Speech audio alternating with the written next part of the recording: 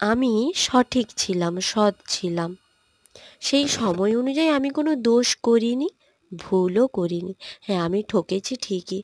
হ্যাঁ, কেউ আমাকে ঠকিয়েছে, এটা ঠিকই। কিন্তু আমি কাউকে ঠকাইনি। এই কথাগুলো বলার মাঝে যে গর্ব বা শান্তি লুকিয়ে থাকে সেটা বলে বোঝানোর মতো নয়।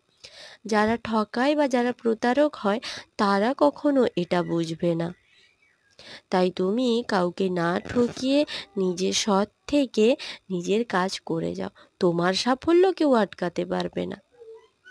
এই ড্রেসগুলো কয়েকটা বানিয়েছিলাম, খুবই আর্জেন্ট ছিল, তাই এগুলোর কোনো ভিডিও ক্লিপ নেওয়া হয়নি।